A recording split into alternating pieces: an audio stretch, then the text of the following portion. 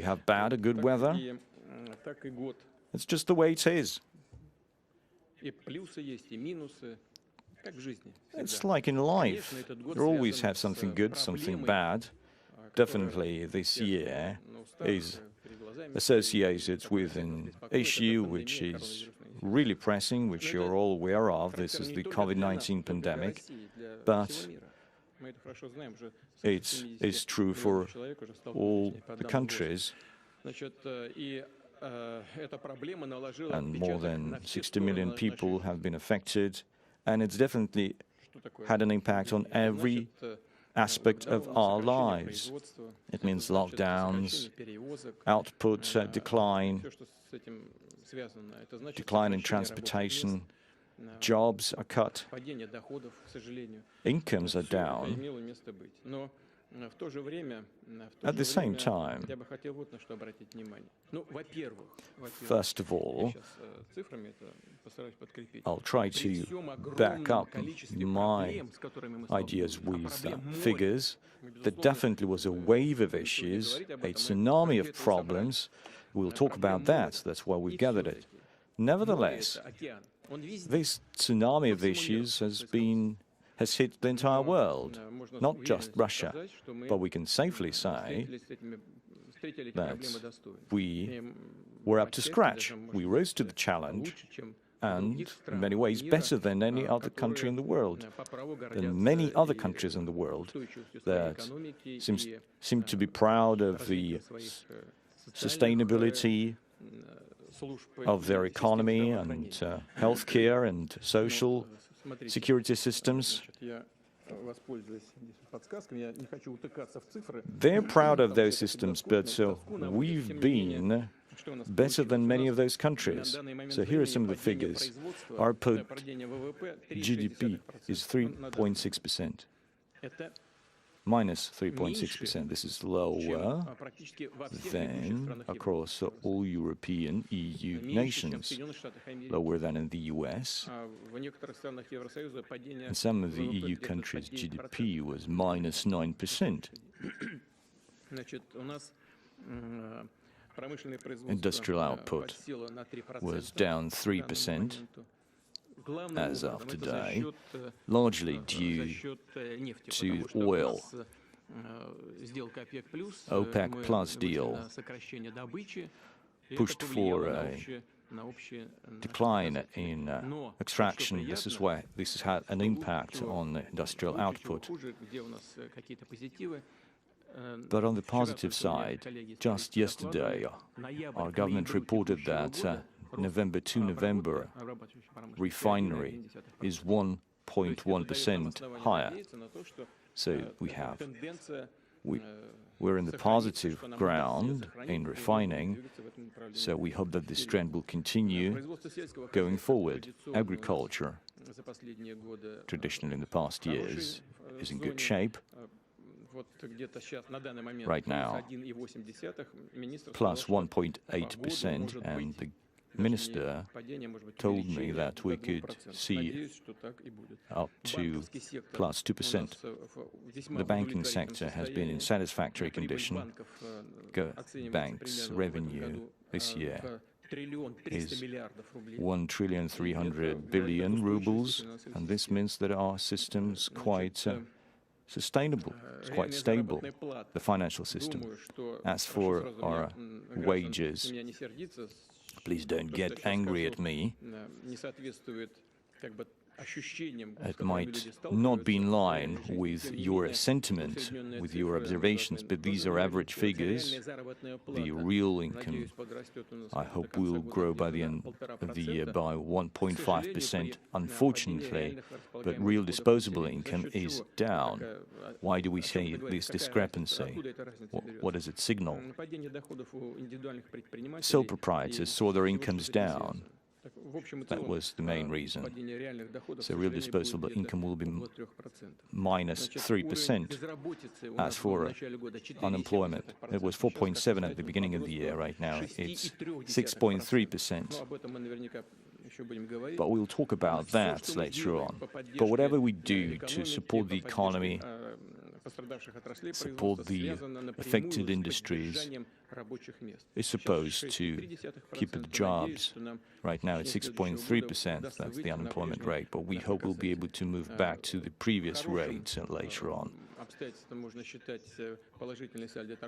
But the trade surplus, we're in trade surplus, it's pretty good. Our public debt was just $70 billion. It's now 10 billion less. We don't need to borrow that much, and we service our debt regularly. FX and gold reserves are up from $554 billion to $587.7 billion. As for the National wealth funds, it was 7.7 trillion, now it's 13 trillion. Now, what's been good for the economy, 70% of the Russian budget, it comes not from oil and gas. Not from oil and gas. It means that we've been getting off from the oil needle, as they say. And if someone continues to call us the filling station, the gas station, well, we have figures to prove that it's no longer the case, although we're not fully off that needle. And the outgoing year definitely saw some major events, nationwide events. I mean, the 75th anniversary of the victory in World War II. Despite the difficulties of the pandemic, we celebrated this event. We had the parade on Red Square, and we had the Immortal Regiment marching down our online streets. And I would like to thank our people because despite the challenges, they really delivered that it's unity under any threat that's at the heart of our identity. Unity is our DNA. We saw the medic professionals working 24/7. The entire society supported each other, supported their families, supported those who are struggling, those who are needy, and we all saw that we're all together movement, and that coming together moment, I believe, is really decisive. It's part of our identity, part of our DNA. I really appreciate everyone's effort. Thank you so much for taking part in these large-scale activities. I would like to remind everyone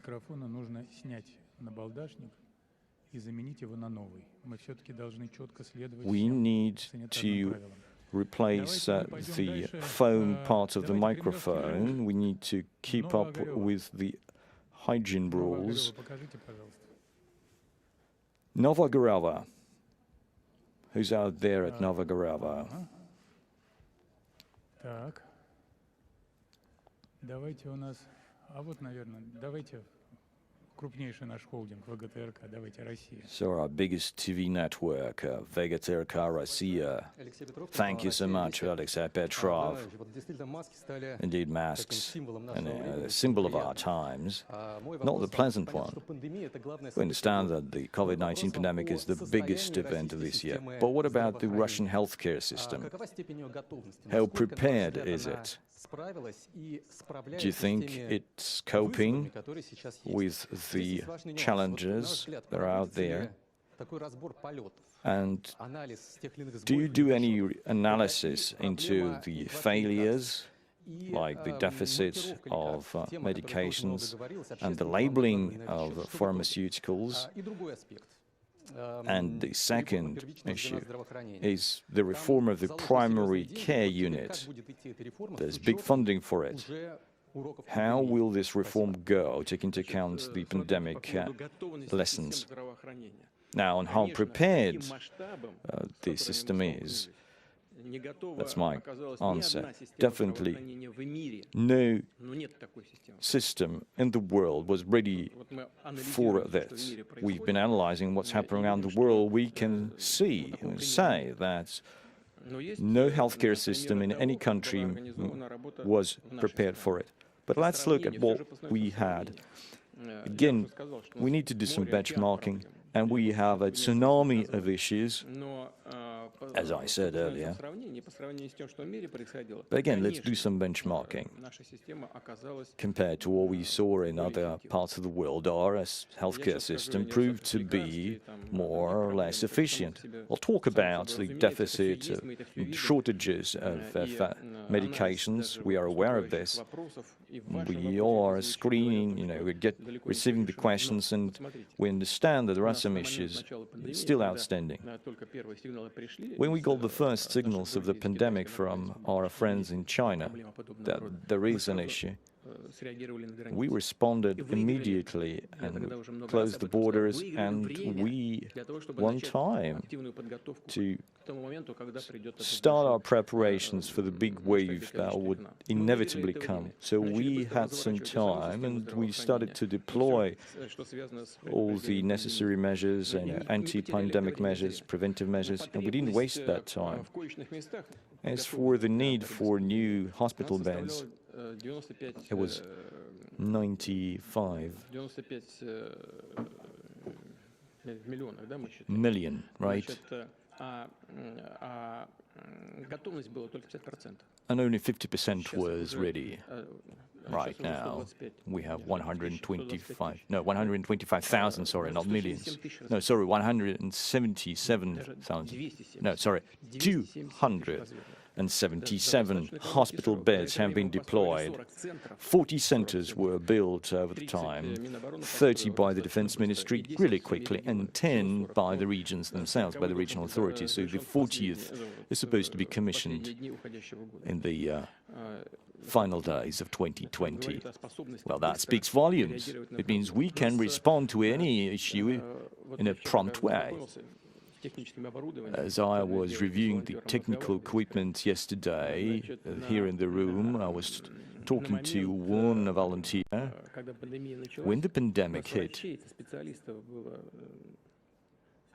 we didn't have enough specialists. 8,300 specialists.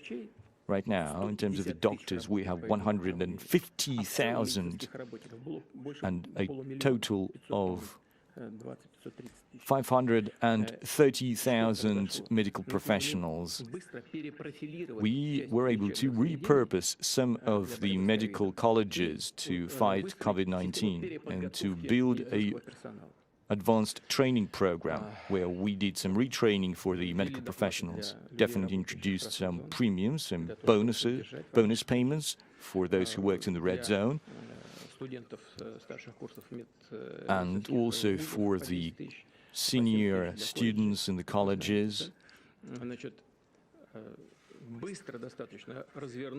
We rolled out production of PPEs, gear and outfits, and the necessary equipment to sanitize the rooms, and even masks. We increased the production of masks by 20 times. Our healthcare system and the governance in this area have proven that they're ready to mobilize the resources in an efficient and fast way. And the necessary amount of medications is up 2 times. Definitely, some of the regions are facing some issues. And I can see this folder in front of me. I've got some information from the call center coming from. There are messages from our people. Pharmacies are seeing a shortage, and free medications are also not issued because of the deficit. But definitely, these This is not the huge scale of issues that we faced initially. All we're seeing right now is logistics issues, but overall our industry was up to scratch. At the beginning of the pandemic, we didn't know how to test, how to identify, how to treat patients, and whether we will ever have the antidote, I mean the vaccine. And so you can see there's huge progress. Russia is top 3 around the world in terms of testing, and according to the WHO, one of the ways to overcome the pandemic spread is mass testing.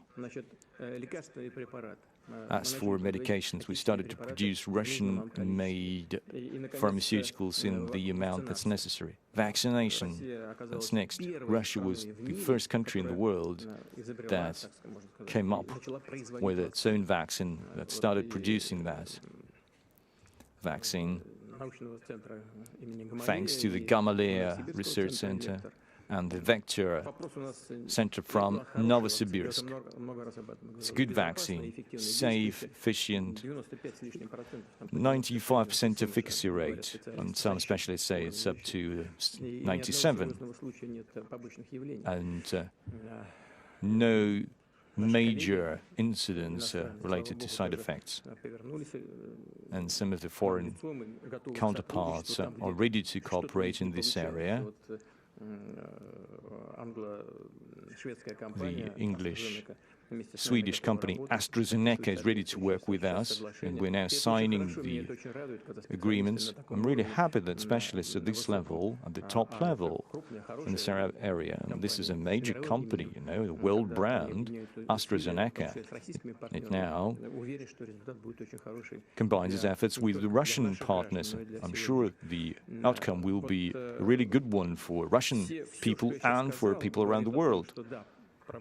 So what I said means there are a lot of issues outstanding, but overall the healthcare system did respond appropriately to the threats that our country was facing. Now, on the primary care units in the healthcare system, indeed we had to concentrate the resources on what I mentioned earlier, to fight the COVID-19 pandemic. We had to engage volunteers and senior students from medical colleges to ramp up production.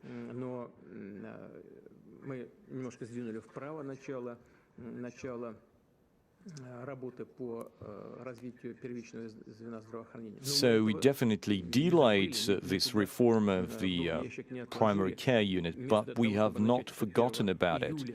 So instead of launching this reform on July the 1st, we will launch it starting from the 1st of January, and we'll definitely use all the funding that's been allocated for it. 500 billion rubles from the federal budget and 50 billion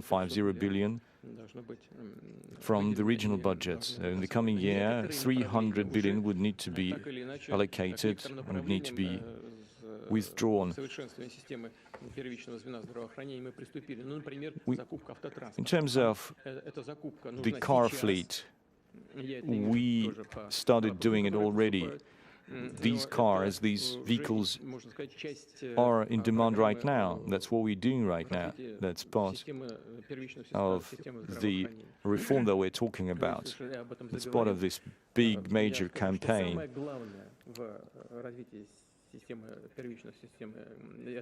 I believe the most important thing in developing the primary care unit is to make sure there is 100% coverage. I can see there are a lot of issues and we need to respond to them quickly. That's what we'll be working on. We definitely need to train our people. We need to have the right equipment. Now, how do we resolve the issues that are still out there? We definitely analyze this, and today's event is extremely important today. It would give us so much information coming from the regions. We will get those signals, process them, and respond in an appropriate way and adjust our activities. So the simplest conclusion, but it's easy, we definitely need to streamline our epidemiological service. We definitely need to reform it. We need to look at how many specialized hospital beds we need, how many doctors we need, how many specialized doctors we need. Okay, let's roll on.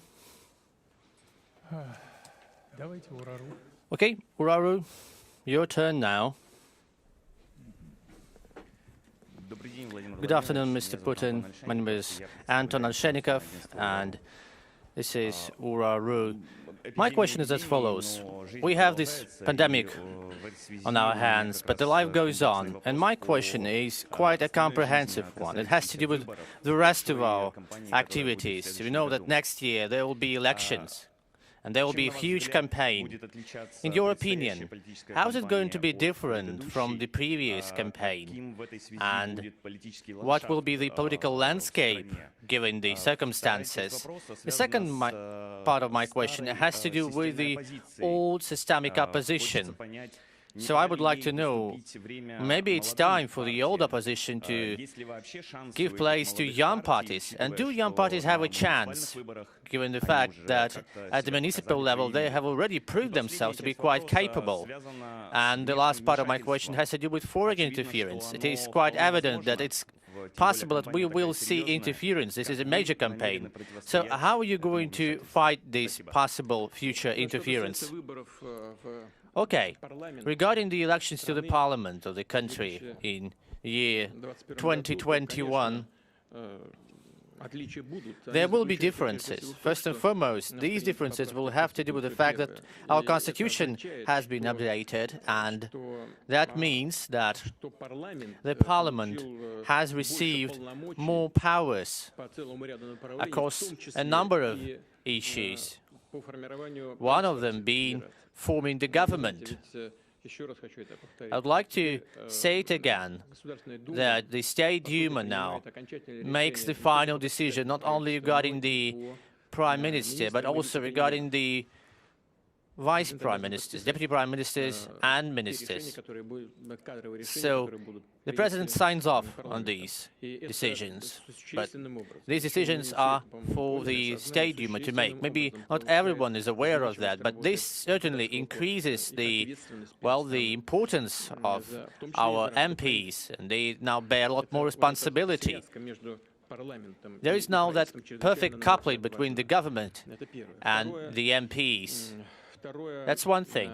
Second, you asked me about new parties, and maybe the old ones should step down and give place to new parties. It's not up to, political heavyweights to decide. It's up to the people to decide who they want to see on top. It's the people who vote for this or that party. Our political system is developing, is changing and evolving. It is actively engaging more and more parties in the national campaigns. That's true. And this year, I think, no, I'm sure that there will be more parties joining the process. Up to 16 parties will be able to take part in the campaign without collecting the signatures. Why? Well, the reason is simple. Following the existing legislation, they have been given representation in a number of regions, and that entitles them to this very right to take a shot at participating in the all-national campaign. I wish them best of luck in this endeavor. Again, these are people who decide whom to vote for. I want to say that traditional parties, established parties, and you all know them, they have been represented in the parliament for years now. And I think we should give them some credit, because there are sometimes completely opposite opinions. Sometimes the debates in the parliament are quite heated. They discuss lots of problems that we face, that the whole country faces. But each and every of these parties, they are absolutely patriotic. They do their best to solve the tasks that we are now set for ourselves. The methods, the approaches might be different, but the ultimate goal is the same: to add to the well-being of the country and help it prosper. Okay, let's go somewhere else. Let's go to Siberia, Novosibirsk. I think it's time to give us an opportunity to ask you a question. You already mentioned, Mr. Putin, that Novosibirsk is the center where one of the COVID-19 vaccines has been developed. So let me act as Mr. Peskov for a moment. I'll moderate this. Of course you can. I see there is a banner saying vaccine. Could you please introduce yourself? Ludmila Cable, the Altai region. Mr. Putin, I would like to know, have you already received the jab against the COVID-19 virus? And what do you think about obligatory, all Russian obligation? Because, well, there's not enough vaccines. In the Altai region, situation with the COVID-19 pandemic is quite difficult. And there is one more question. Do you think that we will have enough vaccines across Russia, given the fact that Russia is now going to help other countries? Thank you. Look, I call upon every one of you to be very attentive to everything that the professionals, that the medical professionals say. You just put a mask on. Good. You have gloves on. Great. So our healthcare professionals say that the vaccines, which are now publicly available, are meant for people of certain ages, you see? People like me were not yet allowed to take vaccines. You see, I am a law-abiding citizen, and I always listen to what our healthcare professionals say. Therefore, I haven't yet inoculated myself. But I will surely do that as soon as it will be permitted. That's one thing. Second, again, professionals say that we need to have a certain gap between different vaccines. You take a flu shot, then you do the shot against the COVID-19 virus. Some say it should be 2 weeks, some say it should be a 4-week gap between the jabs. That's another thing for you to know. Actually, there is something more. Mass inoculation, mass vaccination. I think it should be done. And by the way, our professionals say the same, and their foreign colleagues share this opinion. Doctors across the world agree that one of the ways to overcome this pandemic is to inoculate ourselves massively. This is the gateway to a new future. That's how we will get that herd immunity. Our vaccine is effective and it's safe. So I see no reason why we should be afraid of getting a shot. And let me add something else to that. You mentioned helping other countries. First and foremost, and I've said it multiple times and I will say it again, I want everyone to hear me. Our primary task is to give the vaccines to our people here in Russia. There's a number of issues. The components of this vaccine are safe.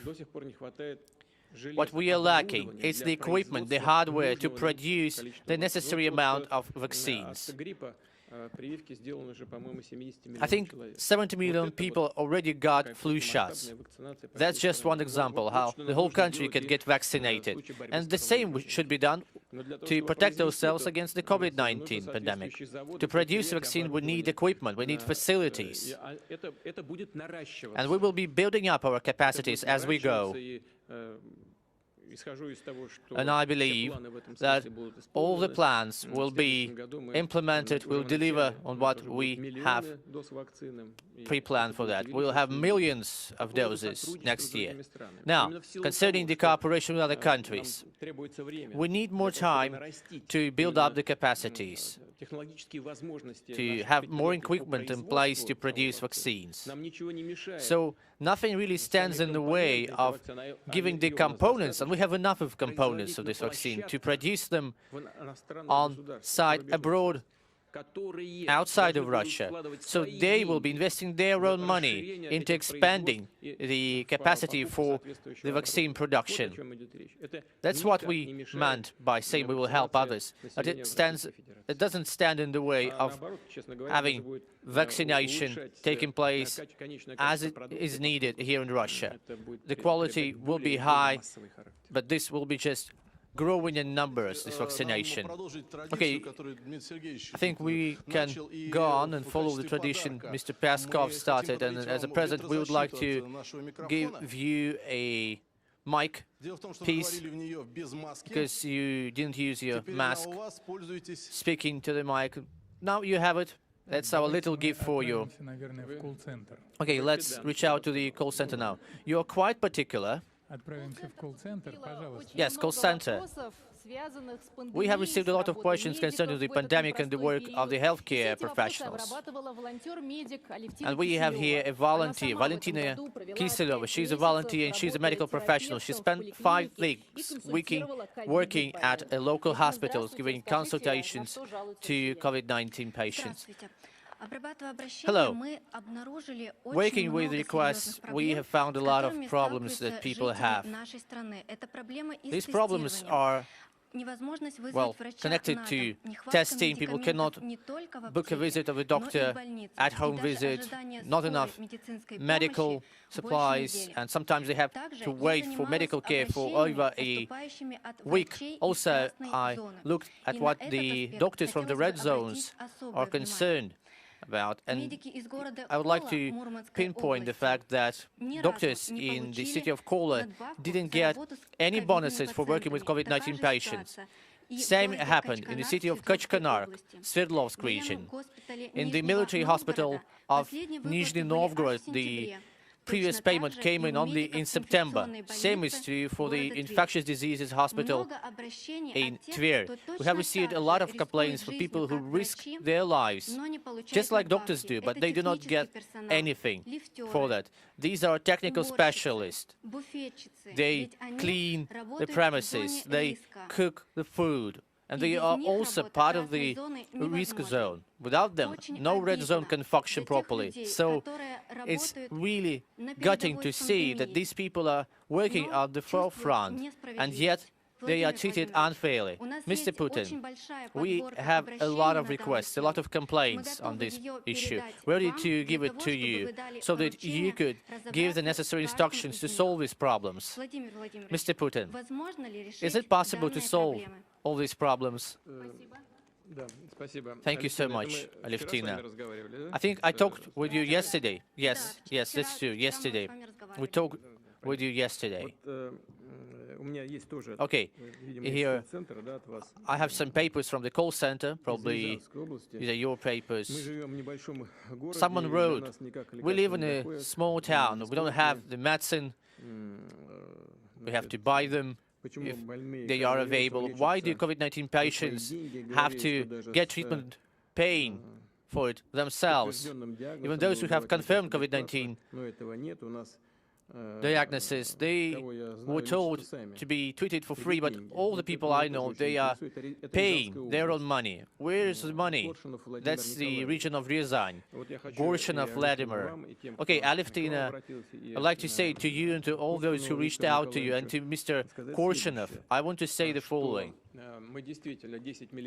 We have earmarked 10 billion rubles so that the regions of Russia could respond proactively to all these issues, buying the PPE, preparing the healthcare institutions to face this challenge. 5 billion, actually a bit more than that, That's how much we allocated for free medicine to be handed over to people who get treatment at home. Now, the region of Ryazan, I know for a fact that all the money has already been transferred from the state budget to the budget of the region of Ryazan. Why do people there still don't have the medicine they need? I don't know, but we will sort this out. As for the procedure, first you file a request to the local hospital, they confirm your diagnosis, and after that they will give you the medicine you need. Alevtina, I will surely follow through on all the requests that you have received. We will do that in a systematic manner, and we will collect all other requests and complaints in order to respond to them. Again, we gave these 10 billion so that all the equipment, all the medicine was there. And we also spent 5 billion more to help people. Most of the money has already been transferred to the regions. We did that already. Some governors, and by the way, I'm keeping close contact with them, they report, and they did that quite recently, that everything is okay in the regions where they govern. Of course, some separate, isolated cases may be there.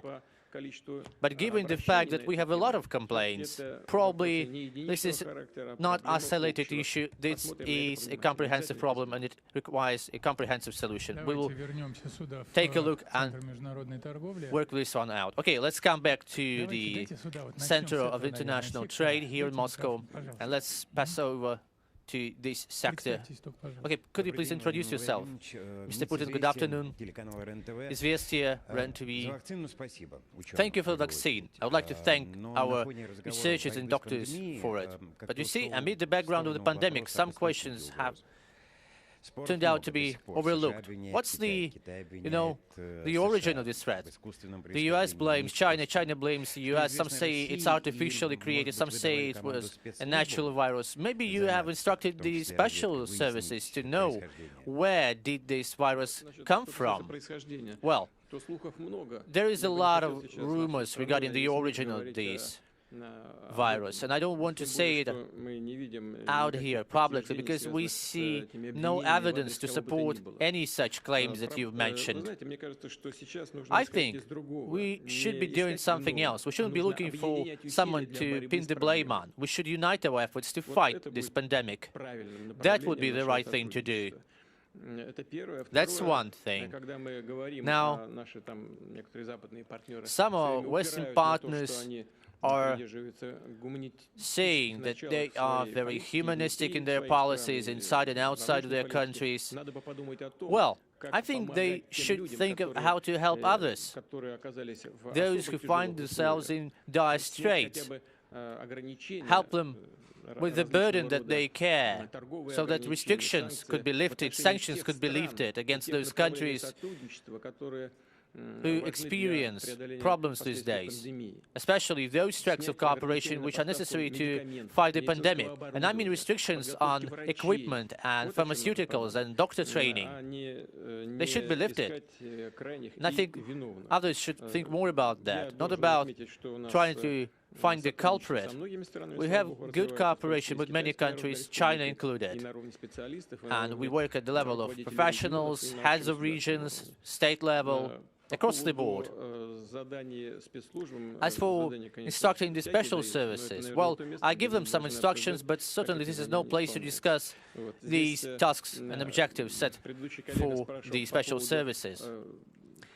Your colleague asked whether there could be interference. Sorry, I overlooked that. It's not because I don't want to say anything about this issue. I just thought that there are some more pressing issues to focus on. Interference is a general question, and they will try to interfere in our election. Across the world, we see a lot of interference. Some countries have bases across the world, and they interfere across the world as well. We are aware that this is coming our way, and we are prepared. We will be fighting this off successfully, but this will be made possible only if the majority of our people will understand that this is indeed interference and that we need to fight it off. And also that this is unacceptable, that we need to have this right to determine our own future. That comes from within. So if you have bloggers online, influencers online and media, we can use this potential in order to help people understand their rights and respect our sovereignty. We are open for cooperation, as always. We would like to cooperate on this issue with our partners. We are always open for observers. I don't think any other country is as open as we are. In some states in the US, over 10 states in the US prohibit by law to see and to have any observers at the election. Well, nothing of the kind here in Russia. We are open. We have observers here. And by the way, there is a number of organizations. The Civic Chamber, for instance, they will be acting as observers as well because they have this mandate, they have this right to observe political processes in the country. Political parties and media are entitled to that too. So this track of our cooperation and this track of our work will receive a lot of attention on our part. The goal is that our people would be sure that the election is open, transparent, and the results are legitimate and should be respected. Okay, now let's stay here for one question. Mr. Gamut, please. You are one of the most respected members of the presidential pool of journalists. Mr. President, thank you for this meeting, for this conference. It's good to know that you found time for us to have a conference so that we could tell you the truth. I know that the COVID-19 pandemic has dealt a heavy blow to the lives of many people. I'm from the provinces. People call me up and say, it's hard to live, it's hard to survive. It has never been that hard in Russia. Poverty is rising. Poor people are getting poor. Unemployment is soaring. Purchasing power is going down. Our currency, the ruble, is going down. Prices are soaring. Mortality is on the rise. Here is something I want to tell you. The prices are going slowly up, and they've been doing that since September or August. Why has it become issue only now, in December? Well, only after the president becomes angry, the ministers are starting, working as they should be. You say that in a week there will be caps on prices, but maybe there might be a program that would help Russia to get through the next weeks. I'm here representing a website and a radio, Komsomolskaya Pravda. The situation is difficult. I said it at the beginning. The pandemic entails closing some of the facilities and manufacturing sites. The unemployment has been going up, and incomes, unfortunately, have been contracting. This is not just empty talk. This is a fact, and we know that this is indeed happening. I said that it has never been that difficult. Well, actually, this is not true. In the year 2000, we had 29% of the population living below the poverty line. Almost 1 in 3 people here lived having income lower than the minimum wage. In the year 2017, we reached the level of 12.3% of the population living with minimum wages or lower. Now it's 13%. It went up. It's 20 million people. It's a lot. We know that. We have a plan. We know how to make it better. We are laser-focused in order to help people get above the poverty line. By the year 2030, we plan to have not 13.5% that we have now, but reduce it to 6.5%. Only 6.5% will be living below the poverty line, with the income less than the minimum wage. 6.5 is still not good enough. But let's be real, okay? This is very ambitious. Yet this is a perfectly realistic goal. As for prices,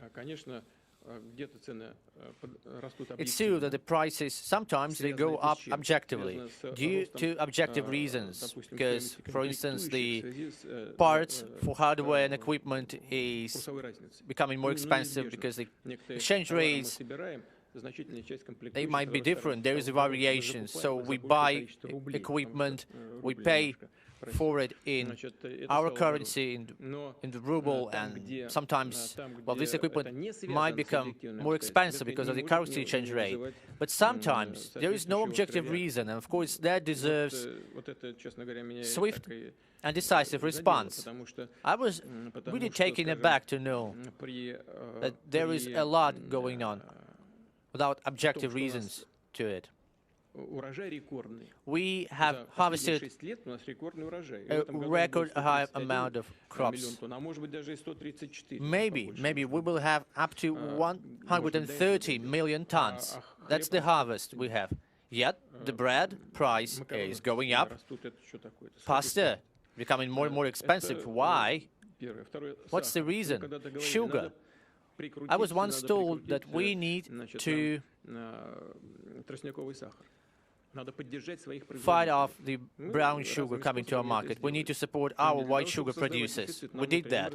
Now we almost have deficit. The minister said we have enough white sugar for internal consumption. At the same time, we see that there's not enough. The prices went up by almost 75%, or sunflower oil, 17%. We have enough of sunflower. So the reason is that the prices in international markets went up. That is why Russian companies started exporting more, and the prices here in Russia are being adjusted to the level of the prices abroad. But that's not acceptable. We had quite a tough talk over this, and the government, well, it has been responding actively. What is important is that they would not be overdoing this. We should be working based on the market mechanisms. We should have adjusted the tariffs, importing tariffs. These mechanisms, well, we're not inventing a bicycle here, not inventing a wheel here. I think the agreement has already been signed, the agreement between the retail chains and the producers. So the producers are lowering the prices, and the retailers would reflect that on the most essential goods.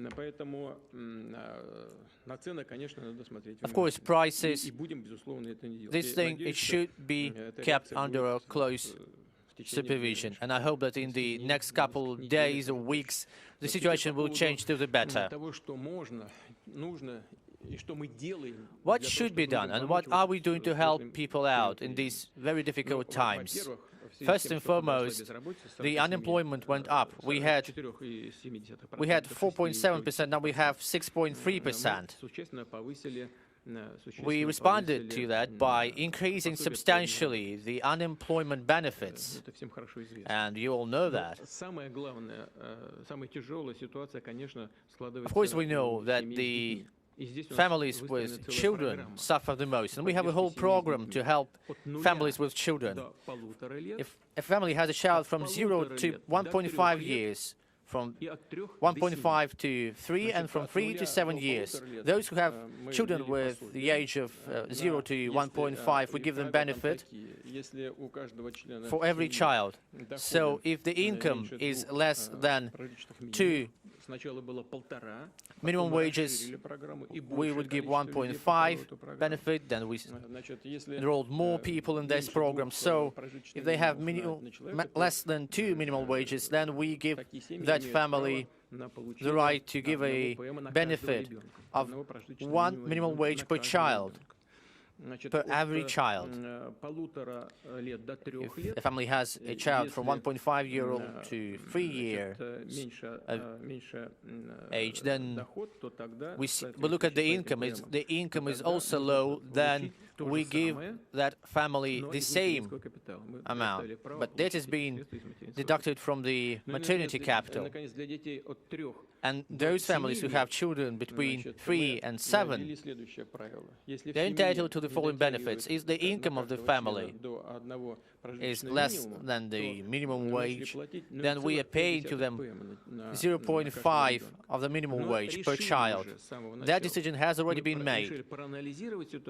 We analyze the situation. We look at how the incomes have been responding to the situation, and if all the families will experience the same problem, very low income, then starting next year, January the 1st, just in 2 weeks, we'll be paying 1 minimum wage per every child to families who need that help. These are the measures, swift and decisive measures that we've been adopting. And of course, there have been one-time payments to families with children, covering all children below 16. We've been supporting the labor market, and we will talk about that later, I think. This is one of the focal points of our work, and I think I can treat myself to a little bit more time of discussing this. The main focus is to move the economy forward, realize the potential, achieve national development goals and the national projects. We are creating new jobs. We are working hard to make Russia prosper. In order to rise to the challenges, we are working hard to develop our own AI technologies, to create such production facilities and manufacturing companies that would give people decent income. And we have a whole gamut of programs to make that happen. And we are working hard to do that. Okay, let's not forget about the regions. Yekaterinburg, we haven't been there yet today. Yes, the capital of the Urals. We see journalists from the federal district of the Urals. We have 69 journalists with us today, and we have news that I have to tell you. The thing is, a colleague of ours from here recently gave birth to her son. That's why she is missing today. As for the rest, as you can see, they're eager to ask their questions. So, Mr. Peskov, are you going to choose yourself? Can you show this to the audience? Can you show us the audience, the journalists? Yes, first row, it says garbage, waste. Yes, please take your mask off and ask your question. Good afternoon, Mr. President, the town of Magnitogorsk. My name is Ekaterina. My question is about the environment and the waste disposal reform. We know it started January last year, but it all started actually 5 years ago in 2015 for our town, when the concession agreement was signed and a project was developed.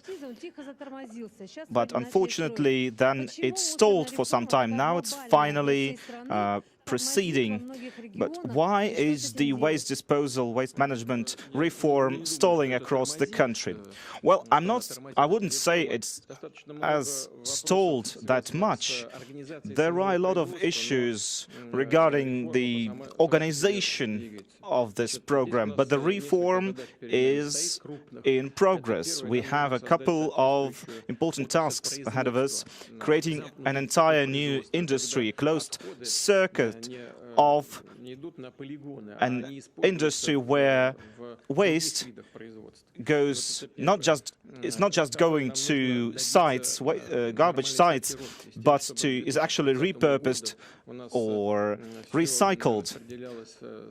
Before 2015, we had special segments of waste and recycled accordingly.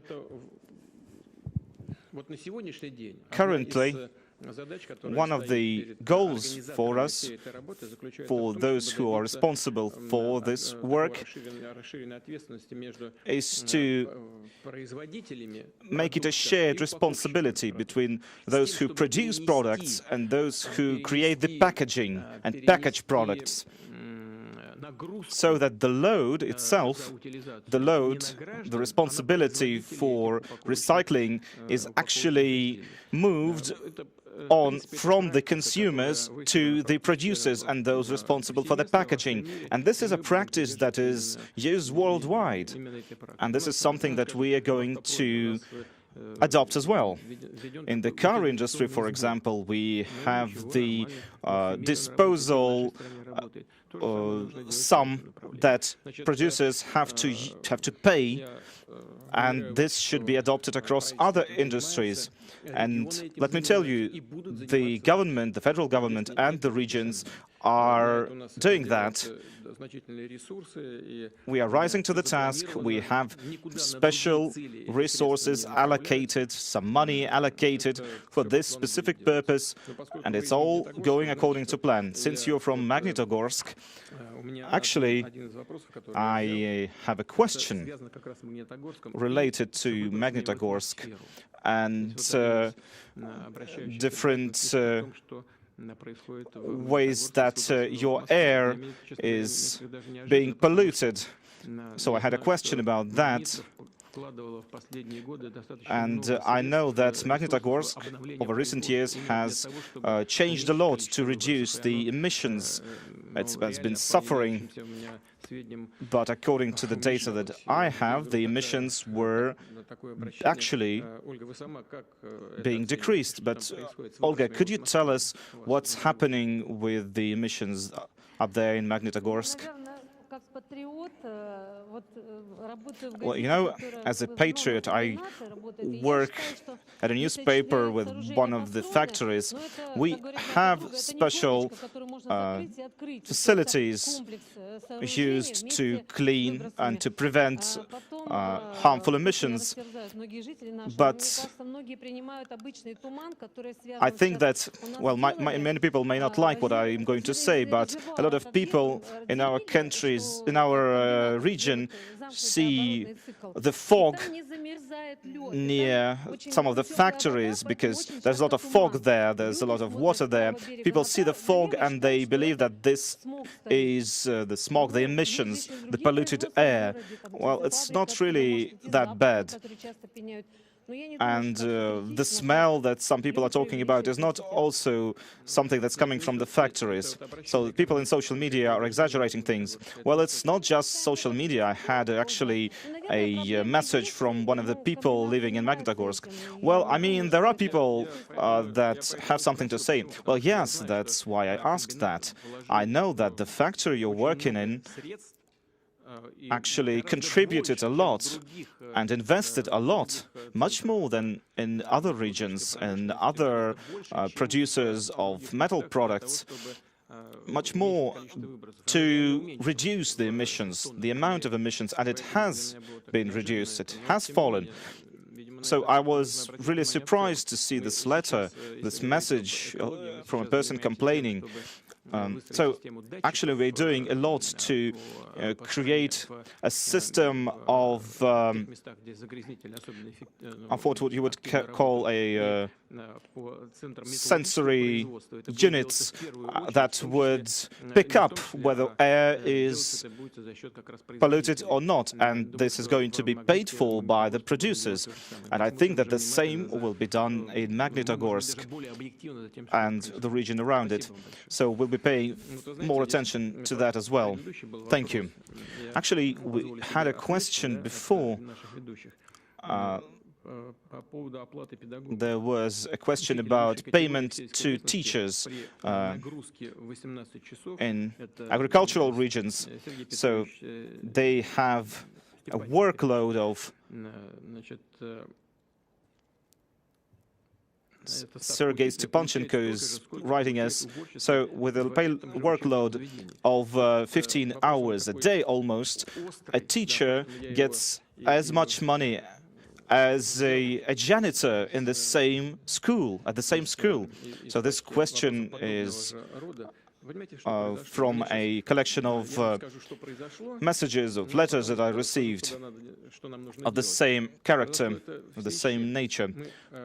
Why is this happening? Well, we actually decided that the minimum wage cannot be lower than the subsistence wage. This is something that we changed, and this threshold has been moved. So this is why what you wrote about actually happened. So minimum wage cannot be lower than the subsistence wage. So basically the payment, the wages received by the janitor were actually increased to reach the minimum wage. But the same should be done to reach the subsistence wage, but the same wasn't done for the teachers. It has to be done. And I would like to point out to the government that this is not unacceptable, this is not normal, this should be changed. Okay, let's go to the Center of International Trade. We give the floor to the most prominent journalist here, but let's give a word to the rookie here, Sergei Shnurov. Can he get the mic? Good afternoon, Mr. President. I'm Sergei Shnurov, RTVI channel. So I'm not going to ask you the question about Navalny. I'm going to leave that to my colleagues. So I'm going to go light on you. Since my channel deals with international matters, my question is about the Russian hackers. Why were the Russian hackers unable to help Trump get re-elected this time? Have they all moved to the Silicon Valley? Have they left Russia? Did you say Russian people never betray their own? So how can we support Trump? Are you going to give Trump political asylum if he asks for it, like Mr. Snowden did before him? Now, a question from me personally. How can an ordinary Russian person, an ordinary Russian citizen, like most of us, how can he describe his life without using, offensive words, as they say? Well, let me first address the latter part of your question. Please address classical Russian movies. When something heavy falls on your leg, you should just say shucks or something like that. The Russian language is quite, is something that can provide words and phrases for any situation. And thank you for not using any slurs or offensive words when asking your question. Thanks for that. Thank you for being polite. As for the Russian hackers and why this time they haven't helped Trump to get re-elected, I don't think this is a question. This is a provocation on your part. Russian hackers have never helped any American president get elected, have never interfered in the domestic affairs of this great nation that is the USA. These allegations are all used to make relations between our two nations worse, to delegitimize the presidency of the outgoing president of the US. And in this way, US-Russian relations are now hostage to American domestic affairs. I think this is worse for Americans themselves. I mean, we believe that the current elected president president-elect, actually, of the United States will realize what's happening. He is an experienced politician. He's experienced in both domestic and foreign affairs, and I hope that the new administration will help us resolve some of the issues that still persist between our two countries. I don't think that there's any need for Mr. Trump to come seek asylum with Russia, because he has support of 50% of American population. He has a huge base of support, and he's not going to exit America's political life. Okay, let's go back to the Kremlin pool, to Novo-Ogaryovo. Can you show us the presidential pool? Okay, live TV. You have the floor. Good afternoon, Mr. President. I'd like to take the advice of this rookie journalist. As you said, several days ago, we've seen a number of interesting investigations, for example, about your alleged daughter, about Mr. Shamalov, about other people allegedly close to you. This week, there was this investigation about Mr. Navalny. Why is there still no criminal case initiated with respect about his poisoning? Now, well, speaking about all these allegations on these weird investigations, we will always see them. This is information warfare. We've seen this information warfare before. Remember the events in the Caucasus, the fight against international terrorism, and how yours truly used to be presented and the way I was talked about in the press back during those years, and I remember very well the way they depicted me. But I always do what I think is best for our country. I'm not doing it to look good for anyone. I'm doing it for the betterment of our country. Now, the second part of your question about those close to me.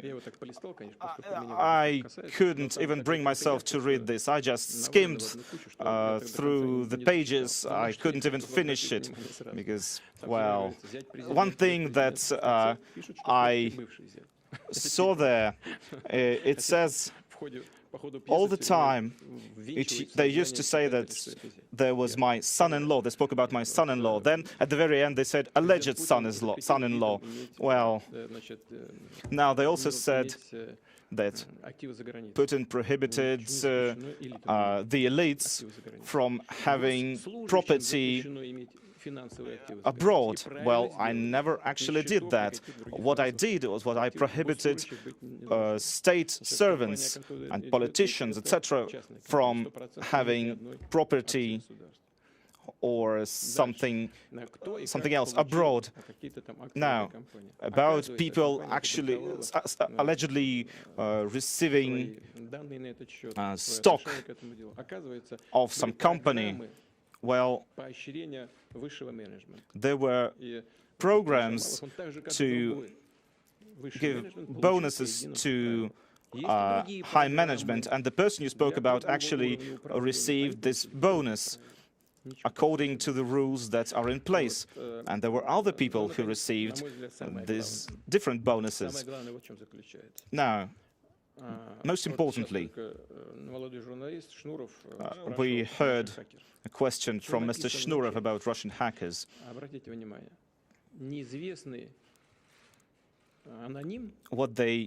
Remember what they told us, what they wrote at the very start.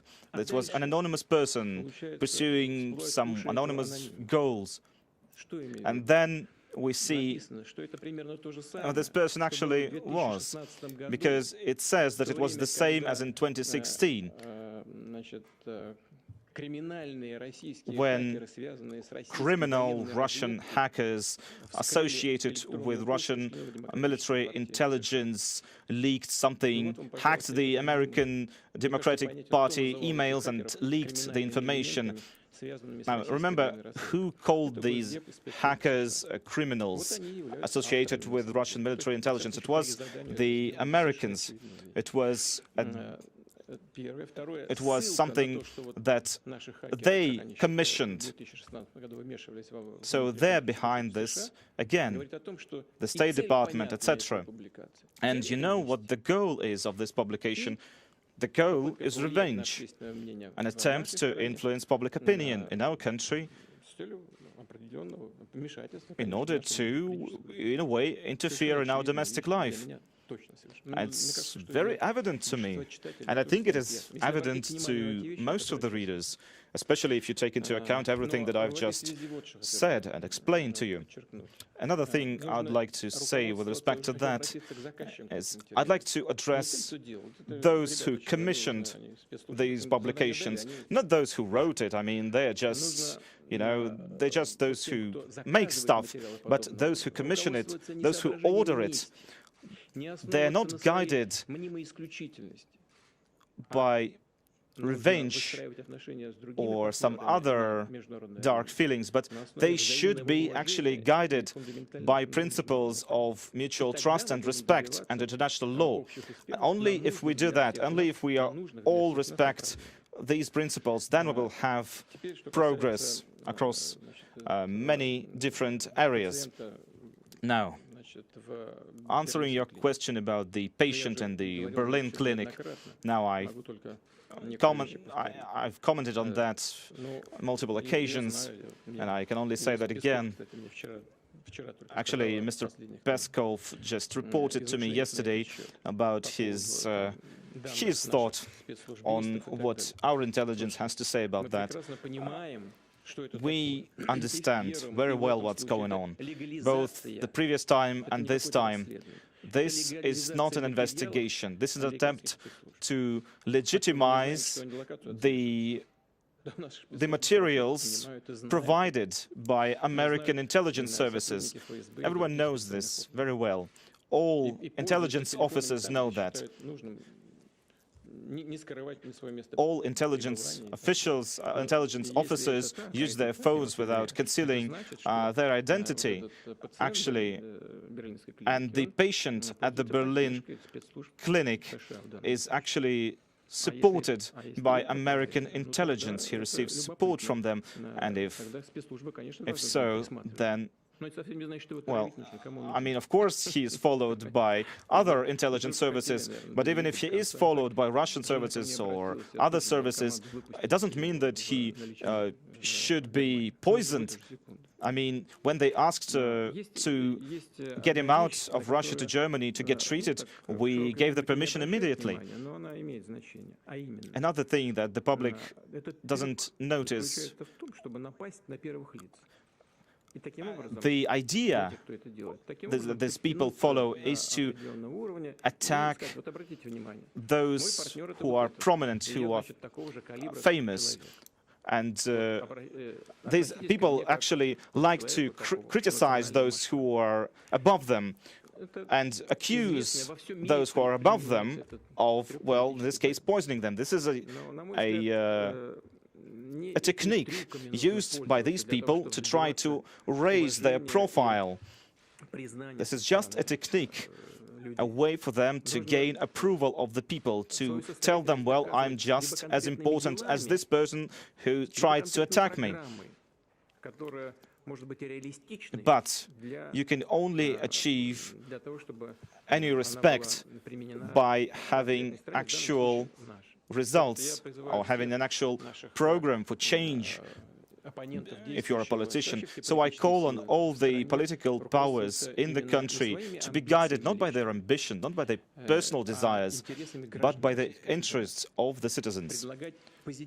They should always provide a positive agenda for change, to resolve issues that we have, and we have a lot of them. Now let's move on to Rostov-on-Don. Good afternoon, Mr. President, colleagues. We are at the Rostov-on-Don Federal Technical University. It prepares specialists for the leading factories and industries of the region, but today we have all kinds of specialists here. Let's give the floor